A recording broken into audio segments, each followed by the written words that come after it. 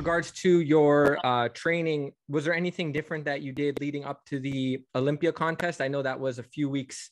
How many weeks later after the Mr. America? Must have been what, 4 or 5 weeks, or 4 or 5 weeks. Yeah, exactly. So that helped out. And I actually, after the Mr. America and seeing photos, I knew that I had to fill out a little bit. So I actually ate, right after Mr. America to fill my body out and get to a decent weight so that I can kind of use that as a buffer for the last, 4 weeks into the Natural Olympia. And so that helped out a lot. I just kind of changed my whole mindset so that I can fill out and be a little fuller for the Natural Olympia. Didn't do as much cardio, changed my cardio up. I added a lot more carbs than because I really just depleted. I was just trying to get in shape because I just didn't see my body changing in the initial weeks leading up to Mr. America. And I was just, over cardio, tired, wasn't getting much sleep, trying to pose and get my posing endurance. And it was evident when I was on stage that I was just like, couldn't hold my poses. And so I wanted to change things up, get a lot more rest into the Natural Olympia. And I felt that I did that. I still feel like the damage was done even into the Natural Olympia, that I had depleted so much. It's kind of hard to still fill out and get ready for a show and be 100% there too. But I was definitely improved, especially when it came to posing on stage endurance and bringing my legs out a little bit more as well. With regards to, because you had mentioned that you felt, obviously you didn't have enough time for the dieting process. You had about 8 weeks when you found out about the show. Okay, so that's totally fair. But with regards to the training aspect, was it mostly due to the fact that you didn't have access to specific equipment because of the pandemic? Did that influence your training at all? Because you mentioned that you lost some muscle mass over the last 2 years, or at least you felt you did. So was part of that due to, just the pandemic and not being able to train like maybe you were doing prior to the pandemic? Or is it more so to do with, because, this is a fair question, as you're getting older, maybe the physique is a little bit different than it was when you were in your 30s. But I could be wrong, because we see some guys again, you look fantastic. So you'll tell me right now, because I can't judge it, right? I'm not a judge. So I ain't the judge, man. I'm just asking the question. So no, all fair. Your questions are spot on, honestly. I really can't blame the pandemic, because the first 3 months of the pandemic here in America, gyms are closed. I really didn't do anything. Obviously, no one did. We were using like TikTok and, Instagram videos to kind of get these like cool workouts. And just like Kyoshi was mentioning, there are a lot of people that, you get on there and they found their niche by having these videos using water bottles and, specialized workouts with fitness bands and things. And I did that. And I did pull-ups at the, playground and dips there. And that helped me, because when I got back into the gym around June or July 2020, I was able to kind of get back into a decent schedule working out wise. Everyone was masked up, but I was able to kind of gain, whatever I lost during that 4 months of COVID back onto my physique. But what I can definitely say is that, one, I didn't train as I should have trained, because I was kind of like just in maintenance phase. I wasn't, killing it. Like, I just listened to Ben Howard's interview that you had. And, listening to him really motivated me, because, he's talking about him and who's the other guy that Steve Jarvis, I think it is.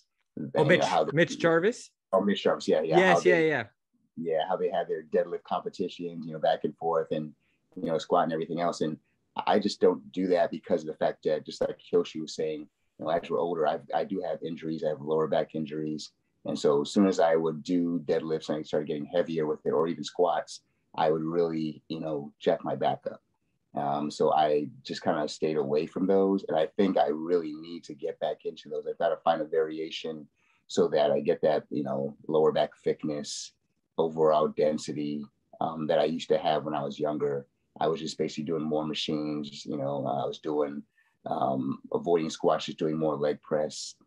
And, to compete at this higher level, I've got to get back to that type of training. So that's going to just be something that I push to do in this new year if I plan to compete again. So, but I didn't do those things, unfortunately. And I think that training, having that time, even though I had that year and a half before these shows, I didn't hit the gym with that kind of, intensity to be ready for the Mr. America and Natural Olympia.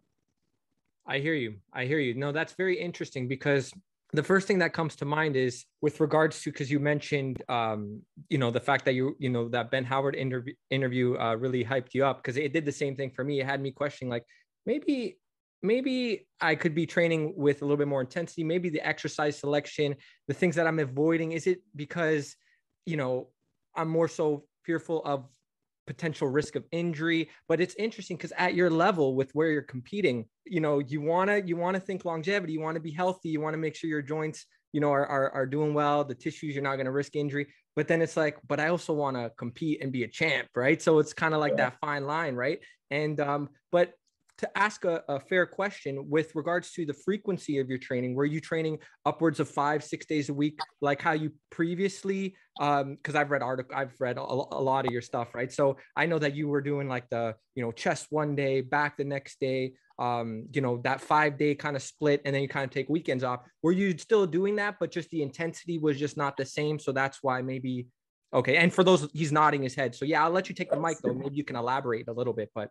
Yeah, you're absolutely right, Kenny. That's exactly it. In fact, I actually worked out probably 6, sometimes 7 days a week.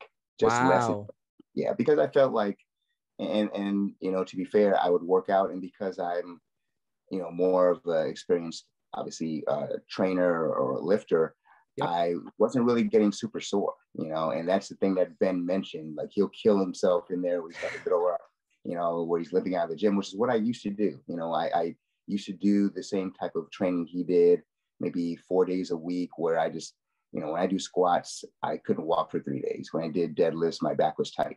I just didn't train that way, but I was able to go to the gym the 5-6 days a week because I actually love going to the gym. I love the, euphoric feeling you get after a workout, the energy you feel. And so I used the gym in that way versus trying to, build muscle and tearing down the muscle, letting it heal so it can grow.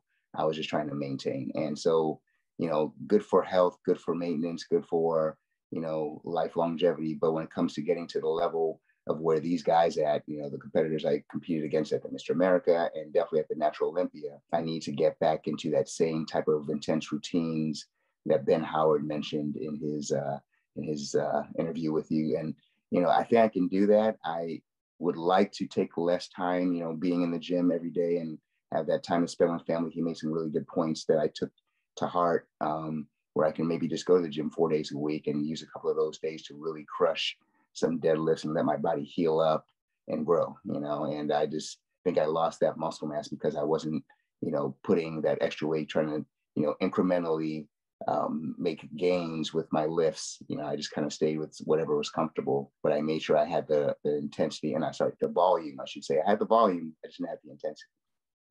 Wow. That is so interesting to hear, because you obviously have these two camps of people, and it's unfortunate that they're in these camps, but it's fair because sometimes it's preference or just belief system or whatever it is that kind of leads you towards one end of the spectrum.